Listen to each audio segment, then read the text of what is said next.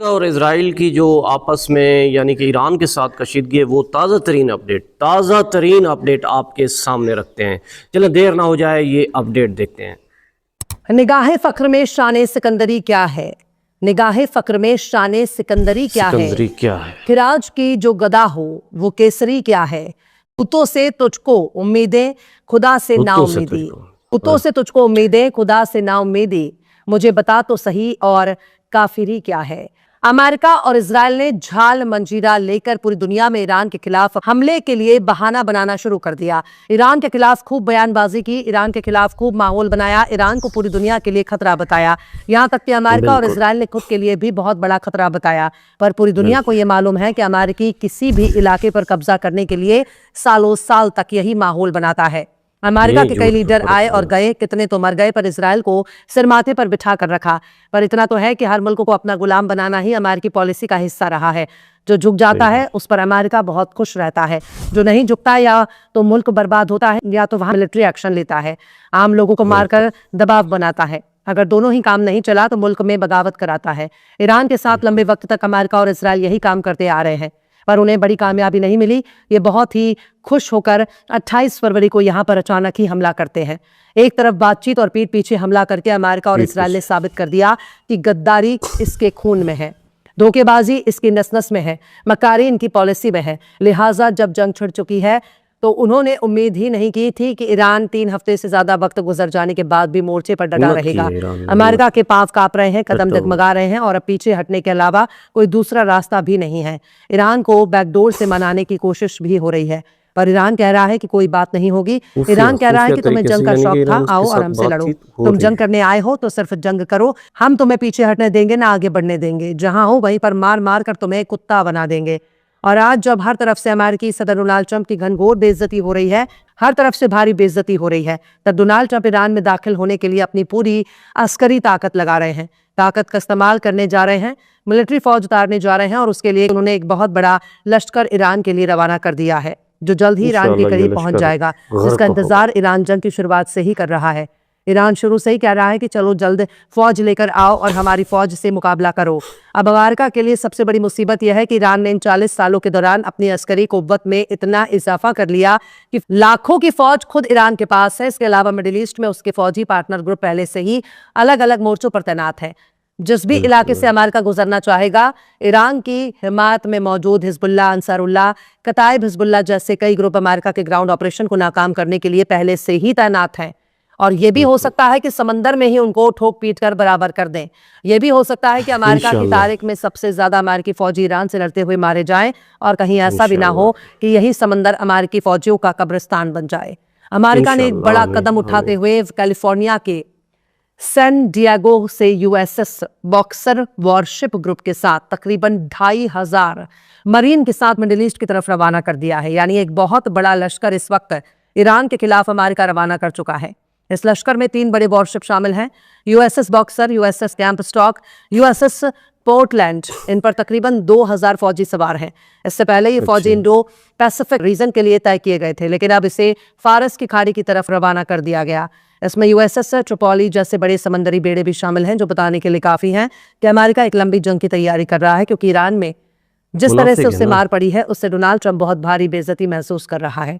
Trump इस हारी हुई जंग को फतह में बदलना चाहता है, लिहाजा वो 5000 से ज्यादा समंदरी फौजियों की तैनाती करके ईरान पर कब्जा कर लेना चाहता है। खासकर खार्ग आइलैंड अमेरिका के निशाने पर है, क्योंकि ईरान के जजीरों पर कब्जा करके अमेरिका सीधे सीधे ईरान को पंगु बनाना चाहता है, क्योंकि इन्हीं जंजीरों पर तेल और गैस के जखीरे मौजूद हैं। अमेरिका एक और टारगेट हासिल करना चाहता है, क्योंकि उसे हासिल किए बिना पूरी दुनिया में उसकी नाक कट जाएगी, इसलिए वो कुछ भी करने को तैयार है। स्टेट ऑफ हॉर्मुज में मौजूद जहाजों को निकालने के लिए अमेरिका बहुत बेचैन है, अपने साथियों से भी कह चुका है, लेकिन ना ब्रिटेन सुन रहा है, ना जर्मनी, ना फ्रांस।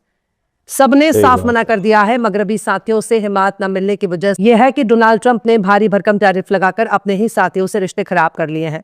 जिस नाटो पर अमेरिका को इतना भरोसा था, उसी ने मदद से इनकार कर दिया।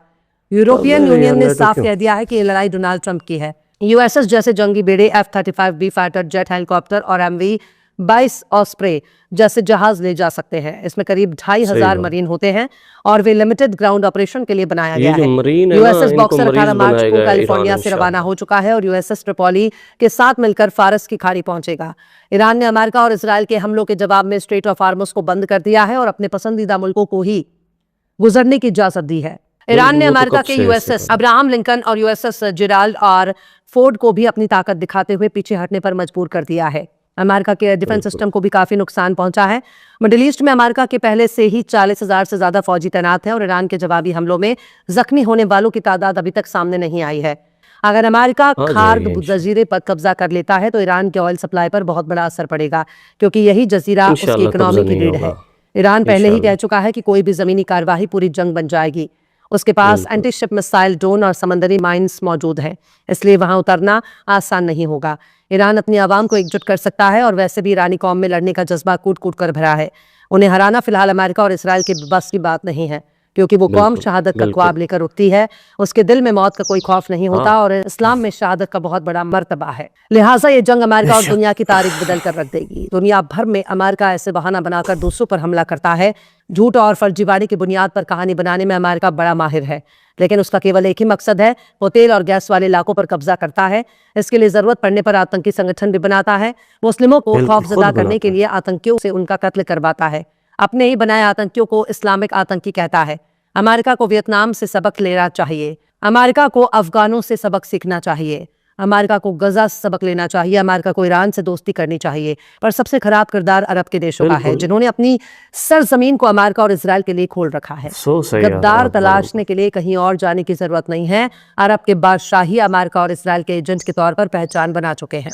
ईरान इनका कब से इंतजार कर रहा है, वो इनको तो बुला रहा है। पर अमेरिकी फौजी मारे जाने की खबर भी जल्द ही आने वाली है। अमेरिका ने झूठ की बुनियाद पर इराक को तबाह किया, वेनेजुएला को बर्बाद किया और अब ईरान की बारी है। पर ईरान इनकी कायदे से ठुकाई कर रहा है।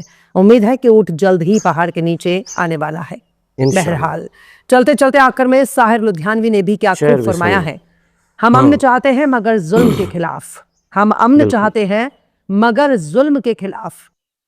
गर जंग लाजमी है तो फिर जंग ही सही। जी तो दोस्तों, आपने सुना कि ईरान अमन चाहता है, लेकिन ये जो अमेरिका ने कब्ज़ा किया ना, जैसे वेनेजुएला पर जाकर उसके तेल का ये प्यासा है, तेल के लिए ये भूखा है, तेल के लिए मैं तो ये कहूँगा ये कुछ भी कर सकता है।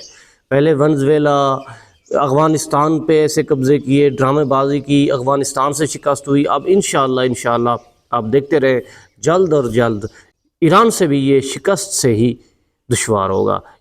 इंशाअल्लाह ये ज़ालिम है अमेरिका और ज़ालिम अपने अंजाम को पहुंचेगा। ठीक है दोस्तों, चैनल को लाइक और सब्सक्राइब कर देना। ज़िंदगी रही तो फिर मुलाकात होगी। फ़िलहाल आपसे इजाज़त चाहूँगा। अल्लाह हाफ़िज़।